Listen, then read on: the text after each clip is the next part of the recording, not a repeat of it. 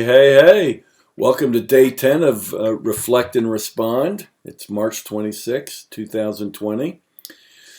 One of my New Year's resolutions this past New Year's Eve was to spend less time on social media. So with the help of my daughter, I went in and programmed my iPhone to have a 90-minute max of combination of Twitter, Instagram, and Facebook. And for the first 60 days, I was working out pretty good. I mean, I was, more days than not. I didn't even come close to that 90-minute period. And when I did, it was, after 9 o'clock at night, I could just shut it down and it wouldn't be a big deal. The last couple of weeks has been more challenging. One of the driving reason in that is the amount of quality content in terms of memes and short videos that people are coming out with. Last night, my inspiration came from this particular meme, and just like that, Spankings and Prayer is back in school. Homeschool, hashtag homeschool 2020. So, prayer, spanking, prayer, spanking, prayer, spanking. So we're going to go with prayer. Maybe we'll do spanking in a future episode. I've got a kind of a funny history with both, God or higher power and prayer.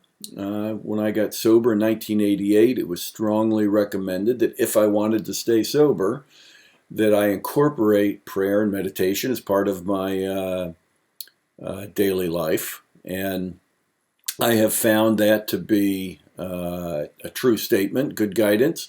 It was very difficult at first. The only prayers I knew were the Our Father and the first half of the Hail Mary. And of course I could say help, for the typical foxhole prayer. And right now we're all in a foxhole. I mean, we're doing this pandemic quarantine.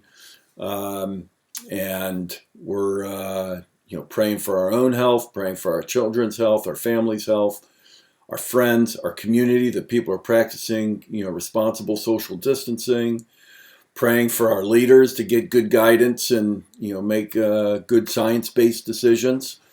So I think that there's a lot of that we have going on. I've always struggled with, is it okay to ask for something for me personally? And I've been led to believe that it's okay to ask for good things to happen to me if other people also benefit. It can't just be me. And one example that I had was that I always said that, boy, I'd love to hit the lottery. Because if I hit the lottery, after I take my $4 million, I'm going to give the rest to charity. Just be a regular guy and a super guy. And my buddy Brian said, I don't think that's what God intended that you're going to do his will after you take your cut. So had some learning to do there. There's a lot of praying that goes on in a golf course. As you know, there's many, many references to the Lord in that holy place, particularly on Saturday and Sunday mornings. And then there's other types of prayers that, when I was going through cancer, I prayed that, although I knew I was going to lose all my hair with the chemotherapy, that I wouldn't lose my eyebrows. The eyebrow prayer was pretty important to get me through. But